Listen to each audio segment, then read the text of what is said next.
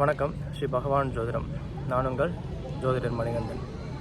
நான் இப்போ எங்கே வந்திருக்கேன்னு பார்த்தீங்கன்னா, லக்ஷ்மி நரசிம்மர் நாமக்கல் கோவிலுக்கு தான் நம்ம வந்திருக்கோம்.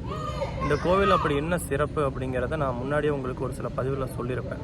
அதாவது இந்த கோவிலில் என்ன அப்படி ஒரு சிறப்பு இருக்குதுன்னு கேட்டிங்கன்னா, சுவாதி நட்சத்திரம் அப்படின்னு சொல்லக்கூடிய அந்த நட்சத்திரம் பர்டிகுலராக இயங்கக்கூடிய ஒரு கோவில். அந்த நட்சத்திரத்தோட எனர்ஜியும் கிடைக்கும். அந்த நட்சத்திரத்துக்கு உண்டான வழிபாடு எங்கே போய் பண்ணலான்னு கேட்டிங்கன்னா, நீங்கள் முறையாக செய்யக்கூடிய வழிபாடு நாமக்கல்லில் இருக்கக்கூடிய ஸ்ரீ லக்ஷ்மி நரசிம்மர் கோவிலில் தான் அந்த சுவாதி நட்சத்திரத்தினோட முறையான வழிபாடு நமக்கு செய்யும் பொழுது அதற்குண்டான பரிபூரண அந்த காரகத்துவம் நமக்கு வேலை செய்யும்.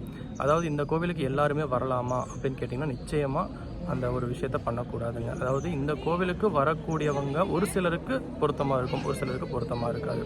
அதாவது உங்கள் ஜாதகத்தில் உங்கள் லக்னத்துக்கு ராகு பகவான் எங்கே இருக்காருன்னு நீங்கள் பார்த்துக்கோங்க. அதாவது சுவாதி நட்சத்திரத்தினோட அதிபதி ராகு பகவான்.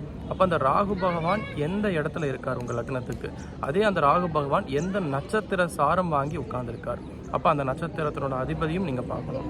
அப்போது உங்களுக்கு சுவாதி நட்சத்திரத்தை நீங்கள் ஆக்டிவேட் செய்யணும் அப்படின்னு நீங்கள் நினச்சிங்கன்னா, ஒன்று ராகு பகவான் உங்களுக்கு சுபம் அதாவது சுப பாவகம் அப்படின்னு சொல்லக்கூடிய 2ஆம் பாவமாக இருக்கலாம், 6ஆம் பாவமாக இருக்கலாம், 10ஆம் பாவமாக இருக்கலாம். அதாவது 6 கூட நமக்கு வந்து தொழில் ரீதியான வருமான ரீதியாக ஒரு சில விஷயங்கள் இருக்கும். அதாவது நம்ம 4, 8, 12, 6, 8, 12ன்னு சொல்லக்கூடிய மறைவு ஸ்தானம் பெறாமல் இருந்தாலும், இல்லை இந்த அதே 6ஆம் பாவத்தில் இருந்தாலும் முறையான ஒரு காரத்துவம் பெற்ற ஒரு நட்சத்திரத்தில் இருந்தார் அப்படின்னா நிச்சயமாக அந்த ராகு பகவான் நீங்கள் ஆக்டிவேட் செய்யலாம்.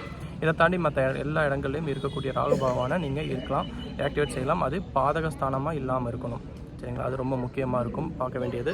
அப்படி நீங்கள் அந்த ஒரு விஷயத்தை நீங்கள் தெரிஞ்சுக்கிட்டதுக்கப்புறம் இந்த லக்ஷ்மி நரசிம்மர் கோவிலுக்கு நீங்கள் வந்து வழிபாடு செய்யும் பொழுது நிச்சயமாக உங்களுக்கு வருமான ரீதியாக இருக்கக்கூடிய எந்த ஒரு தடையாக இருந்தாலும் அந்த தடைகள் நிச்சயமாக விலகும். இதே ராகு பகவானை இங்கே வந்து நீங்கள் ஆக்டிவேட் செய்து போக இன்னும் சுவாதி நட்சத்திரத்தினோட எனர்ஜி பரிபூர்ணம் எங்கே கிடைக்கும் அப்படிங்கிறத நீங்கள் தெரிஞ்சுக்கணும்னு நினச்சாலும் கூட நீங்கள் நம்மளை நேரடியாக தொடர்பு கொள்ளலாம். இல்லைனா நீங்கள் வந்து ஃபோன் மூலமாக நீங்கள் காண்டாக்ட் செய்யலாம். இன்னும் நிறையா விஷயங்கள் நீங்கள் தெரிஞ்சுக்கலாம். ஸோ இந்த லக்ஷ்மி நரசிம்மர் கோவிலோட கட்டுமான கலைகள் நீங்கள் பார்க்கும்பொழுது ரொம்பவுமே பிரம்மாண்டமாக இருக்கும். கம்பீரமான ஒரு தோற்றத்தில் நமக்கு உள்ள நரசிம்ம பெருமாள் வந்து நம்ம காட்சி கொடுத்துட்ருக்காரு. அது மட்டும் இல்லாமல் சுற்றுப்புற சூழலும் ரொம்ப அருமையாக இருக்கும். நீங்கள் அந்த கோவிலுக்கு வரும்போது கண்டிப்பாக உங்களுக்கு ஒரு எனர்ஜி, ஒரு பீஸ்ஃபுல்லான ஒரு வைப்ரேஷன் கண்டிப்பாக கிடைக்கும்.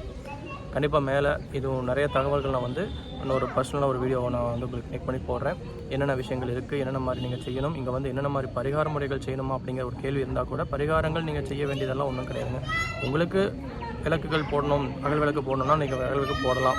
இல்லையா தாராளமாக நீங்கள் வந்து வைப்ரேஷன்ஸை மட்டும் நீங்கள் வாங்கிட்டு சாமி தரிசனம் பண்ணிவிட்டு இந்த கோவிலில் ஒரு 1 மணி நேரம் 2 மணி நேரம் நீங்கள் அமைதியாக தியானம் பண்ணுற நிலையில் உட்காந்துட்டு நீங்கள் போகலாம். அப்படி போகும்பொழுது நிச்சயமாக உங்களுக்கு அந்த சுவாதி நட்சத்திரத்தினோட அந்த எனர்ஜி அப்படிங்கிற விஷயங்கள் உங்களுக்கு கண்டிப்பாக கிடைக்கும், நிச்சயமாக கிடைக்கும். நன்றி, வாழ்த்துக்கள்.